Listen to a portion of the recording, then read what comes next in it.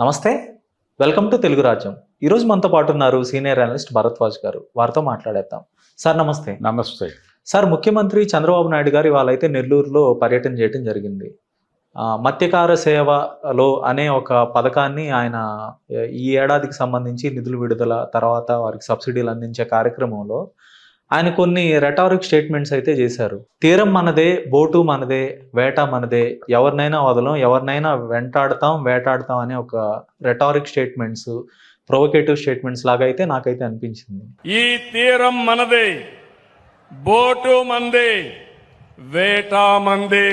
So ఒక ముఖ్యమంత్రి హోదాలో ఉండి ఇలాంటి ప్రొవోకేటివ్ స్టేట్మెంట్స్, పొలిటికల్గా ఎదుటి పార్టీని ట్రిగర్ చేసే కామెంట్స్ ఆయన స్థాయికి తగునంటారా? చంద్రబాబు నాయుడు గారు తను చాలా గంభీరంగాను, తను మాత్రమే ధైర్యవంతుడిగాను, తను మాత్రమే ఏదైనా సాధించేటువంటి కార్యసాధకుడిగాను ప్రపంచంలో రిజిస్టర్ కావడానికి ఏ అవకాశాన్నైనా వినియోగించేసుకుంటాడు. అందులో భాగమే దీన్ని కూడా వాడేసుకున్నాడు అంతే.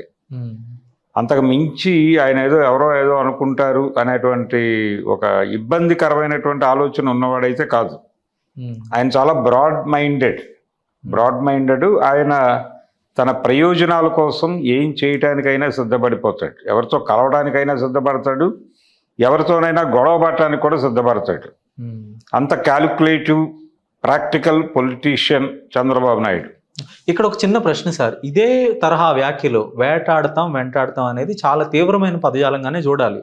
అది ఆయన బోట్లు, మత్స్యకారుల కంటెక్స్ట్లో మాట్లాడినప్పటికీ కూడా పొలిటికల్ గా ఎవరినో టార్గెట్ చేసినట్టుగానే అనిపించింది అందులో. అంటే పొలిటికల్ గా టార్గెట్ చేసేది ఏముందండి? అది జరిగిన చోట గతంలో అందరికీ గుర్తుండే ఉంటుంది. అది కొంత వైసీపీ ఇన్ఫ్లుయెన్స్ ఉన్నటువంటి ఏరియా కూడా.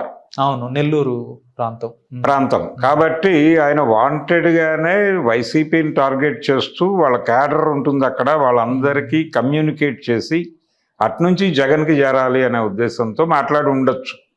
ఇప్పుడు ఇదే తరహా వ్యాఖ్యలు, వెంటాడతాం అనే వ్యాఖ్యలు జగన్మోహన్ రెడ్డి చేస్తుంటే వాళ్ళ రియాక్షన్ ఎలా ఉండేది? ఆయన ఒక అప్రజాస్వామికవాది, దౌర్జన్యకారుడు, హంతక ప్రవృత్తి కలిగినటువంటి వాడు, సొంత బాబాయినే క్షమించని వాడు, ఇంకా ప్రపంచానికి ఏం పెడతాడు అదే చూపించాడు ఈ రోజున. చిన్నప్పటి నుంచి అతన్ని నమ్ముకుంటే ఏం జరిగిందో చూసారా? అతను ఒక క్రూర మృగం, అందుకే వెంటాడుతున్నాడు అనే తరహాలో వాళ్ళు మాట్లాడితే జరిగేది డెఫినెట్ గా. ఇప్పుడు వాళ్ళు చూస్తే ఆయన చాలా ఈ can say anything and get away లాగా అయిపోయింది ఆయన. సో దీన్ని ఎట్లా చూస్తారు? అంటే ఆయన ధోరణి అంతే. అదొక ప్రోగ్రామ్, అదొక పద్ధతిగా వెళ్తాడు ఆయన. దానికి రకరకాల ఇవి ఇచ్చుకుంటాడు. అంటే ఇది జస్టిఫికేషన్ అంటాం మనం. ఈ జస్టిఫికేషన్ ఇచ్చుకుని ముందుకు వెళ్ళే బాపతే. అంతమించి ఎవరితోనూ ఏ రకమైనటువంటి అంటే స్ట్రైట్ ఫైట్లు ఉండవు రాజకీయాల్లో. నీడతో యుద్ధాలు, నీడ చాటు నుంచి యుద్ధాలే ఉంటాయి. అందుకని ఎవరైనా ఎవరు చేసినా అలాంటి ధోరణిలోనే పెడతాయి పొలిటికల్ స్టేట్మెంట్స్ అన్నీ కూడా. కాకపోతే గూఢార్థాలు చాలా ఉంటాయి. ఎవరిని టార్గెట్ చేస్తున్నారు, ఎవరి గురించి మాట్లాడుతున్నారు, ఎవరిని ఏం చేస్తున్నారు అనేది నర్మగర్భంగా దానిలో లోతుల్లోకి వెడితే అర్థమవుతుంది. ఓకే. ఇంకా గతంలో చూస్తే జగన్మోహన్ రెడ్డి గారు ఏదైనా స్కీమ్ లాంచ్ చేస్తున్న సందర్భంలో ఆయన మాటలు, ఆయన ప్రసంగం కూడా కంప్లీట్గా ఆ పథకానికి సంబంధించి స్టిక్ ఆన్ అయ్యేవాళ్ళు, ఎక్కువ కాంట్రవర్షియల్ స్టేట్మెంట్స్ చేసేవాళ్ళు కాదు. కానీ ఇప్పుడు చూస్తే ఇట్లాంటి ఏదైనా పథకాలు లాంచ్ చేస్తున్న సమయంలో చంద్రబాబు నాయుడు గారు ఇట్లాంటి రెటారిక్ని ఎంచుకోవటం, ఏదో ఒక కాంట్రవర్సీగా మాట్లాడాలని ప్రయత్నించడం, ఇదంతా పబ్లిసిటీ జరగాలి, దీని చుట్టూతో చర్చ జరగాలి, తాను అమలు చేస్తున్న స్కీమ్ ని ప్రజల్లో చర్చ జరగాలనే ఒక ఉద్దేశం ఉందా ఏదైనా? పబ్లిసిటీ స్టంట్ అంటే పబ్లిసిటీ కోసమే ఆయన ఉంటాడు. ఆయన ఉద్దేశం ఈ రాష్ట్రంలో నేను తప్ప ఆప్షన్ లేదు, ఉన్న ఒకటే ఆప్షన్ వైసీపీ ఎంత దుర్మార్గమైందో నేను చెప్పాను మీకు ఆల్రెడీ. ఇప్పుడు కొత్తగా మీరు వినాల్సిన అవసరము లేదు, పరిశోధించాల్సిన అవసరం లేదు. మీకోసం మీ తరపున ఆ పనులన్నీ నేనే చేసి చెప్తున్నాను కదా అతను దుర్మార్గుడని. నా అంతటి వాడిని నన్నే అరెస్ట్ చేసిన అంత దుర్మార్గం అంటే ఇంకా మీరు అర్థం చేసుకోవాలి ప్రజలారా అంటాడు ఆయన. అందుకని ఒక విస్పరింగ్ క్యాంపెయిన్, గుసగుసల ప్రచారం నిరంతరం ఉండాలి మార్కెట్లో. ఆ ఉండటం కోసం ఈ మాటలన్నీ సర్క్యులేషన్లో పెడతాడు ఆయన వాంటెడ్గా. పొద్దున్నే లేచి ఆయన చెప్పే పనులు ఏంటంటే రాత్రి కొన్ని విషయాలు కనిపెడతాడు. అవతల వాడి మీద దాడి చేయడానికి ఉపయోగపడే పదాలు కొన్ని కనిపెట్టి వాటిని తన సోషల్ మీడియా రింగుకు చేర్చి ఈ పదాలని కాయిన్ చేస్తూ మీరు దాడులు మొదలుపెట్టేయండి అని చెప్తారు. పొద్దున్న నుంచి ఆ పని మొదలైపోతుంది, ఆ హననం నడుస్తూ ఉంటుంది. కొత్త కొత్త పదాలు సార్, ధనపిశాచి లేదంటే ఇంకొక సైకో, సాడిస్ట్, సైకో సాడిస్ట్ చాలా తీవ్రంగా ఉంటుంది ఆ పదజాలం. సైకో అనేది ఇంటి పేరుగా స్థిరపరిచారు కూడా ఒక దశలో. అలాంటి జగన్మోహన్ రెడ్డి కావచ్చు, ఆ ఫ్యామిలీ కావచ్చు, వాళ్ళతో ఎలా వ్యవహరించాలి అనే దానిలో కూడా ఈయన ప్రోగ్రామ్ ఈయనకుంది. అంటే అందులో కష్టాల్లో పడినాడు, తన దగ్గరకు వస్తాడని నమ్మకం ఈయన. ఆవిడ వచ్చింది ఆల్రెడీ, ఆవిడని అడ్డం పెట్టుకుని చేయాల్సిన డ్రామా చేశాడు, అయిపోయింది ఆవిడతో పని, పంపించాడు. మీ బతుకు మీరు బతకండి, నాకే సంబంధం లేదు. నిజానికి ఆ రోజున సహకరించింది, వీటిలో సహకారం లేకపోతే ఏది సాధ్యం కాని పరిస్థితి.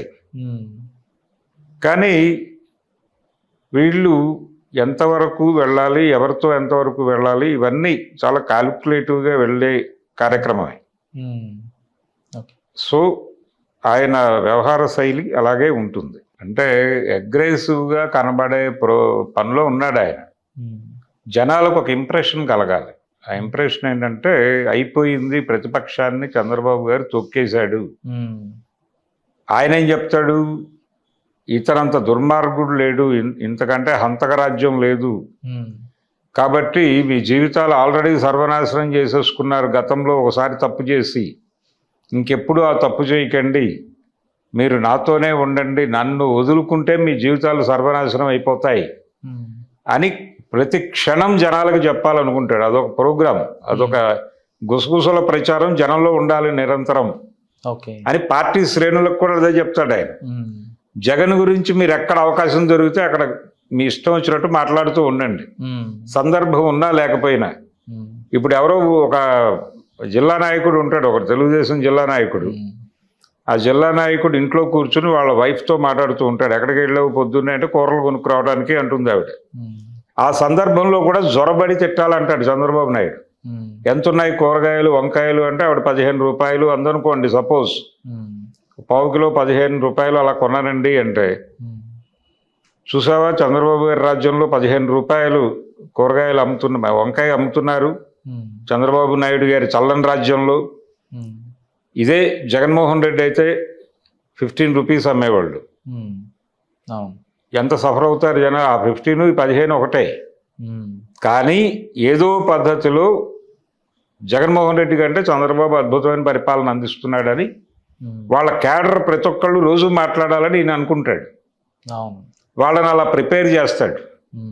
అలా ప్రిపేర్ చేసి మీ భార్య దగ్గర నుంచి మీరు ఎక్కడికి వెళ్ళండి, ఏ పనైనా చేయండి, హోటల్కి వెళ్ళి టీ తాగండి, అక్కడ కూడా జగన్ని తిట్టండి, కల్పించుకుని తిట్టండి, కలగజేసుకుని తిట్టండి, ఏదో ఒక టాపిక్ మీరే క్రియేట్ చేసి తిట్టండి. తిట్టడం మాత్రం ఆపకండి. విస్పరింగ్ క్యాంపెయిన్ కొనసాగుతూ ఉండాలి, నిరంతర ప్రోగ్రామ్ ఇది. జనాల మనసుల్ని హిప్నోటైజ్ చేసి తను చెప్పింది మాత్రమే వినే పరిస్థితికి జనాలను తీసుకొచ్చి ఆ లెవెల్లో బ్రెయిన్ కంట్రోల్ టెక్నాలజీ ని వాడుతున్నాడు ఆయన. ఒక రకంగా కార్యకర్తల్ని, పార్టీ శ్రేణుల్ని అలా తర్ఫీదు చేస్తున్నాడు చంద్రబాబు నాయుడు. ఇది డేంజరస్. ఇది ఓకే. చంద్రబాబు నాయుడు గారు తొలిసారిగా ముఖ్యమంత్రి అయ్యి దాదాపుగా 32 ఏళ్ళుగా వస్తుంది. సో ఈ 32 ఏళ్ల కాలంలో కూడా ఆయన ఎప్పుడు ఎక్కువగా ఐటీ మీద ఆయన తాను ఒక ఐటీ పితామహుడు, తనకు విజనరీ అనే తరహాలో ప్రచారం చేసుకున్నారు. సమాచార సాంకేతిక విప్లవ రథసారథి. అవును. కానీ మనకి సుదీర్ఘంగా ఒక తీరం ఉంది. తీర ప్రాంతం అయితే మనకి ఆంధ్రప్రదేశ్కి ఒక వరంగా ఉంది, 960 కిలోమీటర్లు. సో ఆ దిశగా పోర్టులు నిర్మించాలి, ఆ దిశగా మనకి ఫిషింగ్ హార్బర్లు నిర్మించాలి, మత్స్యకారులకి ఒక ప్లాట్ఫామ్ ఇవ్వాలి ఇక్కడ అనే తరహాలో ఆయన అయితే గతంలో ఆలోచన చేయలేదు. కానీ జగన్మోహన్ రెడ్డి గారు అయితే గత 5 ఏళ్లలో ఆయన కొంత అవి ఎక్కువగా ఫోకస్ చేశారు.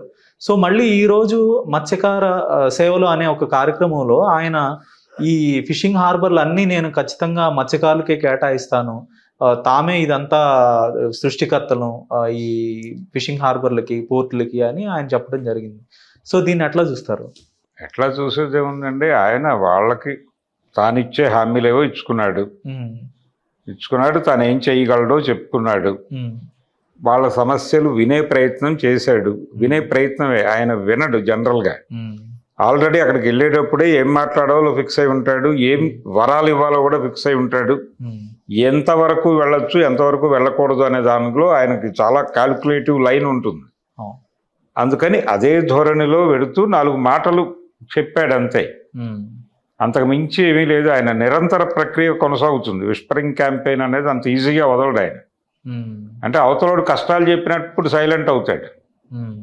ఇది మనం తీర్చగలిగినవా లేదా అనేది ఆయన నలుగురితో మాట్లాడి కానీ హామీ ఇవ్వడు, ఇన్స్టెంట్ హామీలు ఇవ్వడు. ఈయన బీజేపీకి ఇన్స్టెంట్ ఫ్రెండ్ అయితే కావచ్చు, కానీ ఈయన బయట కూడా ఇన్స్టెంట్ సలహాలు ఇవ్వడు ఎవరికి.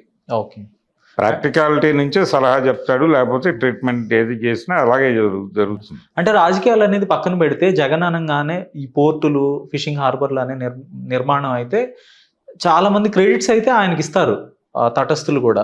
ఆయన ఎంతో కొంత ప్రయత్నం చేశారు పోర్టులు, ఫిషింగ్ హార్బర్ల విషయంలో, మెడికల్ కాలేజ్ విషయంలో అనేది అందరికి తెలిసిందే. సో ఇప్పుడు ఆ క్రెడిట్ని ఆయన కూడా తీసుకోవాలి, దీంట్లో కూడా ఈ ఏరియాలో కూడా మనం ఎంటర్ అవ్వాలి, ఐటీ కాకుండా ఈ పోర్టులకి సంబంధించి కూడా నాకు క్రెడిట్స్ కావాలనే తరహాలో ఈ వ్యాఖ్యలు ఏమైనా చేసి ఉండొచ్చు అంటారా?